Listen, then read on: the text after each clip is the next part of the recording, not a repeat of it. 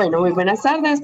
Mi nombre es Elisa Arroyo, como ya lo mencionaron, soy médica general, creadora de @Puntos Medicina y embajadora del Grupo CTO Colombia. Hoy vamos a hablar sobre arritmias en adultos, unos aspectos muy claves, ya que es un tema, digamos, muy extenso para abordarlo en una sola conferencia. Más adelante estaremos hablando de otros temitas para que se queden muy atentos a todo. Listo, bueno, los temas a tratar son generalidades cardiovasculares, la lectura del electrocardiograma, bradiarritmias, en la cual nos enfocaremos mucho pues en los bloqueos auriculoventriculares, que es una, digamos, de las principales bradiarritmias, y taquiarritmias, en el cual nos enfocaremos en las fibrilaciones auriculares. Bueno, ¿por qué es importante hablar de arritmias cardiovasculares? Uno de los principales motivos de consulta al servicio de urgencias es las palpitaciones, síncopes, presíncopes y en algunos casos el dolor torácico. Es muy importante saber cómo abordar estos pacientes, saber cuáles son los estudios iniciales que se les deben, solicitar y en caso de que presenten algún tipo de arritmia, qué arritmias requieren de un manejo urgente y qué otras arritmias se pueden manejar de forma ambulatoria. Vamos a hablar del ciclo cardíaco, que el ciclo cardíaco se nos divide más que todo en tres estructuras que nos dan en general el automatismo del corazón y nos dan el ciclo y el ritmo cardíaco. Tenemos el nodo sinusal, que es el que nos marca el ritmo del corazón, como lo podemos utilizar acá. Nos transmite una frecuencia cardíaca entre 60 y 100 latidos por minuto. Tenemos el nodo auriculoventricular, que nos da una frecuencia entre 40 y 60 latidos por minuto. Y tenemos que acá el auriculoventricular, que pasa por el anillo fibroso, como lo evidenciamos acá. Y tenemos el haz de His, que nos marca la frecuencia más baja en todo el corazón, con una frecuencia entre 20 y 30 latidos por minuto. Las células marcapaso del corazón poseen cierto automatismo que las hace ser aparte de las demás células y reciben un impulso, son las que envían el impulso eléctrico hacia las demás células del corazón, son las denominadas células marcapaso. Las células cardíacas tienen un potencial entre menos 90 milivoltios, hay algunas que tienen un potencial menor, que es de menos 55 milivoltios, y todas se caracterizan por 4 fases. Las células marcapasos se caracterizan por tener un potencial de menos 90 milivoltios y están comandadas por la bomba de sodio-potasio ATPasa. Tenemos la fase 0, que es donde entra sodio a la célula, es denominada la fase del fenómeno del todo o nada. Tenemos la fase 1, que es donde se evidencia la salida inicial de potasio. La fase 2, en la cual se da una entrada lenta de calcio y una mínima salida de potasio, conservando la célula en una positividad que nos permite llamarla la fase de meseta.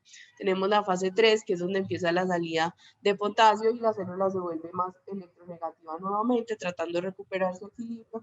Y la fase 4 es cuando recupera su equilibrio y regresa a su potencial electronegativo de menos 90 milivoltios.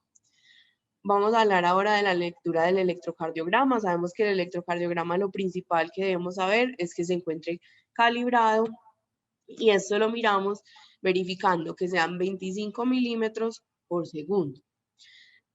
Además de eso, tenemos que un milímetro horizontal equivale a 0.04 segundos, mientras que un milímetro vertical equivale a 0.1 milivoltios. Esto nos sirve mucho en el momento de evaluar la dirección pues, del corazón y esas cositas.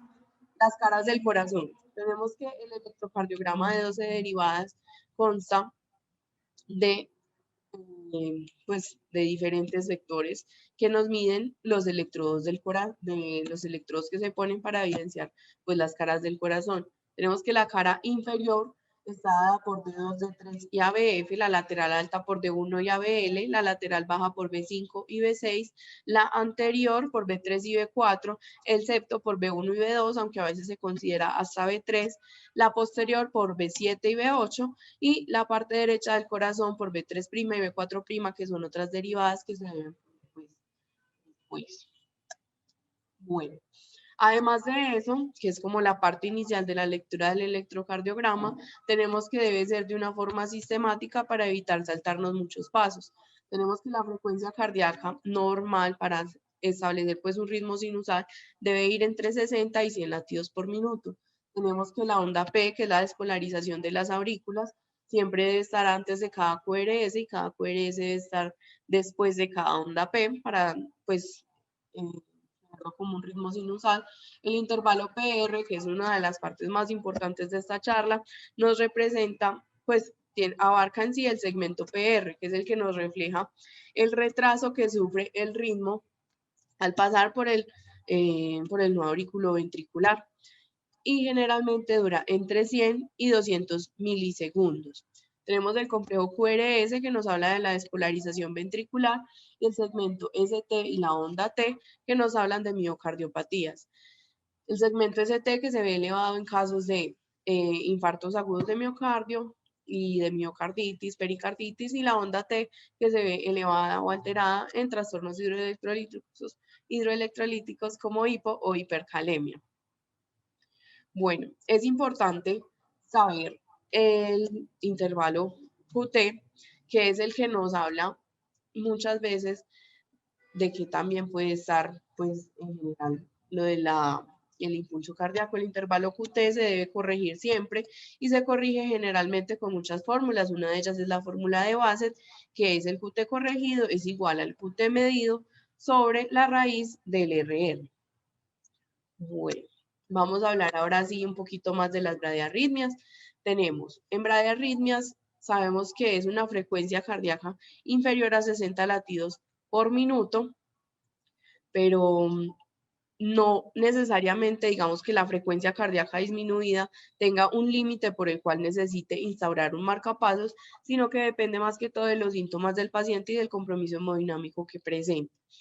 Tenemos para iniciar el síndrome del nodo sinusal enfermo, que es el que se evidencia más que todo en la población anciana por cambios degenerativos pues, propios de la edad. También se puede ver en isquemia del nodo sinusal. El síndrome del nodo sinusal enfermo es muy importante, puede producir síncopes, presíncopes, mareos, debilidad e intolerancia al ejercicio por una insuficiencia cronotrópica. Además de eso, en el síndrome del nodo sinusal enfermo es muy importante destacar que este se puede alternar con taquiarritmia, siendo la taquiarritmia más frecuente la fibrilación auricular, y entonces sería una de las manifestaciones del síndrome del nodo sinusal enfermo, que sería el síndrome de braditaquia. En general, para diagnosticarlo se puede realizar un electrocardiograma, un Holter o estudios invasivos, dependiendo de los síntomas del paciente. Generalmente en pacientes asintomáticos no requieren pues un manejo de la situación aguda y se deben buscar otras causas que estén causando los síntomas que no se relacionen, digamos, con el síndrome del nodo sinusal enfermo. Y en algunos casos, en los pacientes que presenten unos síntomas muy marcados, se debe utilizar el marcapasos. Bueno, tenemos también el síndrome de hipersensibilidad del seno carotídeo, que se ve muchas veces en una población joven. Son pacientes que presentan una respuesta desmesurada a impulsos vagales, por lo cual presentan, digamos, una respuesta cardioinhibitoria o vasodepresora a estímulos normales, como lo son ponerse corbatas, afeitarse, y por esto presentan síntomas como síncope o presíncope. En estos casos, para el diagnóstico, se debe realizar una compresión del seno carotídeo con el paciente pues monitorizado obviamente, y es positivo si presentan una disminución de la frecuencia cardíaca o una pausa cardíaca, digamos, de 3 segundos, y también si hay una hipotensión o una presión arterial sistólica con una disminución de 50 milímetros de mercurio.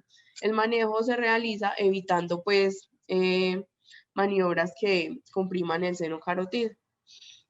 Y en algunos casos, en los pacientes que sean muy sintomáticos, también se puede realizar el implante del marcapasos.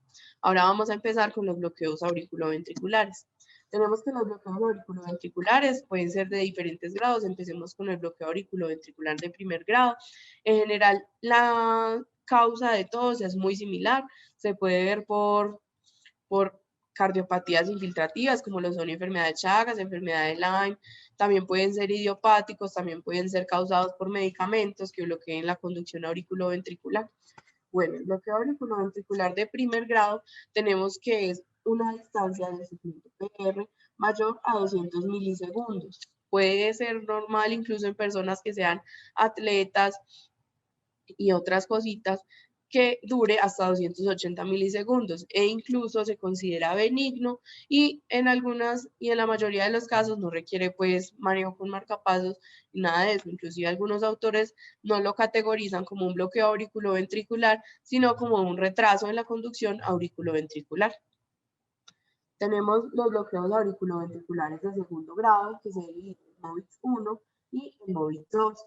El MOVIX 1, como lo vemos acá, es una onda P que se va prolongando con su segmento PR, se va prolongando y se va prolongando hasta que hay una onda P que deja de conducir. Entonces, digamos que en sí nos avisa cuál P se va a bloquear. Y tenemos el MOVIX 2, que tenemos un segmento PR que puede ser incluso normal hasta que haya una onda P que se bloquee sin previo aviso, o sea, sin una prolongación previa. Esto es muy importante. ¿Por qué? Porque la consideración de cada uno es muy diferente. Tenemos que el bloqueo auriculoventricular de segundo grado, tipo MOVIX 1, en general no requiere pues un manejo a menos que sea una situación aguda, que el paciente esté muy sintomático, que presente un ritmo infranodal, que es, ahorita vamos a hablar pues de los supra e infragicianos, y ya dependiendo de eso es el manejo y el pronóstico de cada paciente.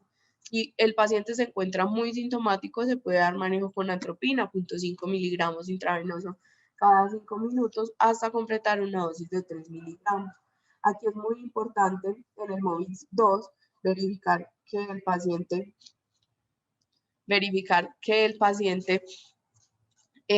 sí presente, digamos que una onda P previa a la onda P bloqueada. Pero en ocasiones cuando el fenómeno es de 2 a 1, que se puede ver que digamos que hay una onda P que conduce, pero posteriormente hay una onda P que no conduce, supongamos que todo el electro fuera así como estos, que hay una onda P previa, pero la siguiente no conduce, es muy difícil verificar si es un MOVIX 1 o MOVIX 2. En este caso se trataría como un MOVIX 2, verificando que el paciente presente estabilidad o que no presente estabilidad. Si el paciente se encuentra estable, se trataría de igual forma con valoración pues continua, se pone monitoreo con marcapasos, pero ya si el paciente se encuentra inestable o presenta muchos síntomas, se inicia el manejo con atropina a la misma dosis de 0.5. Si el paciente presenta hipotensión, además se puede iniciar dopamina, y ya si el paciente presenta signos de falla de bomba, se iniciaría manejo con dobutamina. En todos los MOVIX 2 se debe monitorizar con el marcapasos, ya que tienen alto riesgo de progresión a un bloqueo completo o a un bloqueo de tercer grado. Tenemos los bloqueos auriculoventriculares de alto grado y de tercer grado. Bueno, los de alto grado, digamos que es cuando se presentan ondas P antes de cada QRS, pero de repente hay 2 ondas P o más que no conducen, pero posteriormente recupera su ritmo normal y vuelven a conducir. Por eso sería un bloqueo auriculoventricular de alto grado, porque hay alto riesgo de una disociación auriculoventricular que se ve en el tercer grado, o bloqueo auriculoventricular completo, que es cuando vemos que hay una disociación completa auriculoventricular en la cual las ondas P y el QRS van totalmente por aparte. Es de alto riesgo en todos los pacientes y en ese caso se debe monitorizar con marcapasos, y en caso tal, la mayoría, como son de un ritmo infranodal, se les debe iniciar manejo. Generalmente no se debe utilizar atropina, ya que como son pacientes que son poco respondedores a la atropina, pueden generar una taquicardia auricular sin respuesta ventricular, dando pues una clínica más, digamos que más difícil en el paciente, por lo cual la atropina digamos que pasa a un segundo plano, se inicia más que todo con el marcapasos, y en caso de que el paciente presente hipotensión, se puede iniciar con dopamina o dobutamina. Y aquí sí, todos deben tener pues el marcapasos, que ya pues, más adelante les vamos a explicar, e inclusive en las historias destacadas vamos a dejar un videito súper chévere de cómo se posiciona el marcapasos. Bueno, tips extra de las bradiarritmias. Aquí tenemos súper importante lo que les estaba hablando ahorita. Tenemos que los bloqueos auriculoventriculares pueden ser supragicianos o infragicianos. ¿De qué depende? De si el bloqueo se encuentra antes de las de His o después de las de His. Los que se encuentran después de las de His son de peor pronóstico, ya que son de pobre respuesta a la atropina, como dijimos pues ahorita. La frecuencia cardíaca es extremadamente baja, entre 20 y 40 latidos por minuto, tienen un QRS ancho, ya que las aurículas y los ventrículos no tienen relación, entonces digamos que por eso pues se ve esa disociación con QRS ancho y son de mal pronóstico si no se tratan pues inmediatamente. Tenemos que los supragicianos son con una bradicardia no tan marcada, entre 40 y 60 latidos por minuto, generalmente tienen buena respuesta a atropina, como lo dijimos, se pueden manejar en un bloqueo auriculoventricular grado 1 o grado 2 MOVITS 1, con un QRS normal, ya que las aurículas siguen conduciendo a los ventrículos y son de buen pronóstico. Bueno, el tratamiento de las bradiarritmias farmacológico generalmente se limita pues a las situaciones agudas, como dijimos, depende de la estabilidad, inestabilidad o de los síntomas del paciente, más que a la bradicardia propia, o sea, el paciente pueden tener una bradicardia entre 40 y 60 latidos por minuto, pero tolerable por el paciente, ya que digamos que la ha manejado por mucho tiempo. Entonces, si el paciente se encuentra estable y solamente es la bradiarritmia, se realizan más estudios y ya posterior a esto se inicia pues el manejo crónico, que generalmente es con un marcapasos pues ya permanente, mientras que en las situaciones agudas es más que todo con medicamentos para tratar de evitar una falla de bomba. Las indicaciones generales del marcapasos, como ya lo mencionamos ahorita, todos los pacientes con un bloqueo auriculoventricular de segundo grado, en especial los MOVITS 2, deben de tener un marcapasos permanente durante la vigilancia hospitalaria, igual que los del bloqueo auriculoventricular de alto grado y que los pacientes con bloqueo auriculoventricular de tercer grado, ya que tienen un alto riesgo de progresión por su disociación auriculoventricular, al igual que el bloqueo alternante de ramas. Las taquiarritmias. Bueno, las taquiarritmias se dan cuando hay una frecuencia cardíaca por encima de 100 en más de 3 latidos consecutivos. Pueden ser de 3 tipos, de alteración en el automatismo, que sería, digamos, prepotencial, por una actividad desencadenada, que es postpotencial, y por alteraciones de la propagación del impulso, que es de reentrada. Lo de los potenciales fue lo que mencionamos ahorita de las fases cardíacas. Bueno, tenemos que pueden ser taquicardias sinusales, que son las que se evidencian en los pacientes que presentan otras patologías de base, como lo son, digamos, estrés, ansiedad, deshidratación, fiebre, que presentan una taquicardia sinusal que generalmente no es muy, digamos, no es muy patológica y se resuelve tratando la causa de base. Tenemos también las extrasístoles, que pueden ser auriculares o ventriculares. Las extrasístoles se ven en la mayoría de la población, en más del 60%, sin indicar una patología de por sí. Las auriculares generalmente carecen de importancia, se ve como una onda P de características morfológicas diferentes a la onda P normal y carecen de importancia, como ya lo mencionamos, mientras que las ventriculares tenemos que evidenciar si el paciente presenta, digamos que una cardiopatía de base o no. Si el paciente tiene una cardiopatía de base, toca investigar la causa de la extrasístole ventricular, ya que puede presentar un fenómeno de R sobre T, que quiere decir que la extrasístole ventricular se encuentra coincidiendo con la onda T, y esto puede iniciar una taquicardia ventricular, lo cual sería de mal pronóstico, ya que el paciente se puede inestabilizar y ya el manejo es con una cardioversión totalmente diferente. En las taquicardias supraventriculares tenemos la taquicardia sinusal, que ya la mencionamos, la fibrilación auricular, que es la que vamos a hacer más énfasis ahorita, y el flóter auricular, que también se manejaría más que todo como una fibrilación auricular, pero se diferencian porque en el flóter auricular, digamos que las aurículas tienen cierto grado de contracción, digamos que dentro de lo normal, pero con una taquiarritmia auricular, es decir, las aurículas se están contrayendo de forma, digamos que normal, pero de características muy rápidas, con una frecuencia entre 250 y 350 latidos auriculares por minuto, y una respuesta ventricular que es 2 a 1. Si la frecuencia de las aurículas está en 250, los ventrículos irán más o menos en 125. Listo. Es importante que las taquicardias supraventriculares, la mayoría pueden revertir con maniobras vagales, que pueden ser masaje del seno carotídeo, pero para realizar este tenemos que auscultar primero que el paciente no presente un soplo carotídeo, ya que podríamos generar émbolos.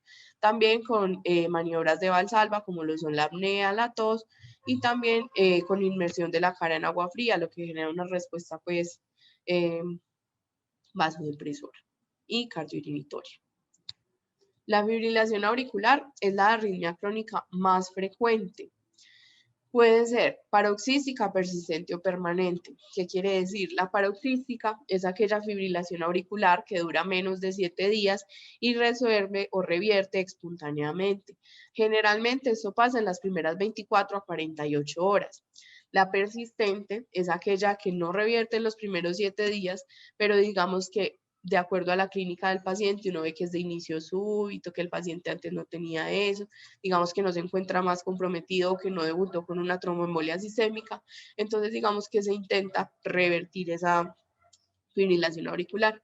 Y la permanente es aquella que dura más de 7 días, pero no se logra revertir ni se intenta revertir. Y es muy importante evaluar bien la fibrilación auricular, ya que pueden desarrollar tromboembolia sistémica. Hay algunos pacientes que incluso pueden debutar con una tromboembolia sistémica y al realizarle los estudios adicionales se evidencia en el electrocardiograma que presentan una fibrilación auricular. ¿Cómo se ve la fibrilación auricular? Aquí la podemos evidenciar que son unas ondas P desorganizadas que no se logra una conducción ventricular adecuada, solamente se ve la fibrilación de las aurículas. Bueno, para iniciar la anticoagulación en los pacientes, que digamos que es uno de los aspectos claves del ABC de la fibrilación auricular, siendo A, la anticoagulación, B, el buen manejo de los síntomas que se logra pues controlando la frecuencia cardíaca, y C, las comorbilidades que son cardiovasculares generalmente. Entonces, empecemos con el A, que es el riesgo tromboembólico. ¿Qué pacientes se anticoagulan y qué pacientes no se anticoagulan? En los casos de fibrilación auricular, se debe buscar si el paciente tiene una fibrilación auricular valvular o no valvular. Si la fibrilación auricular es valvular, independientemente del puntaje que nos dé el Schatzbach, se anticoagula y se anticoagula con los anticoagulantes orales clásicos, no con los nuevos anticoagulantes. Bueno, ahora sí, ¿a quiénes se les calcula el Schatzbach? A los pacientes que no tengan una fibrilación auricular valvular. ¿Qué no se evalúa en Schatzbach? No se evalúa. La primera C es de congestiva o de cardio. Entonces tenemos que es de insuficiencia cardíaca congestiva o una disfunción ventricular con una fracción de eyección menor del 40%. La H es de hipertensión arterial, que sabemos que es el principal factor de riesgo para desarrollar una fibrilación auricular. Tenemos la primera A de edad, que la primera nos habla de una edad mayor o igual a 75 años.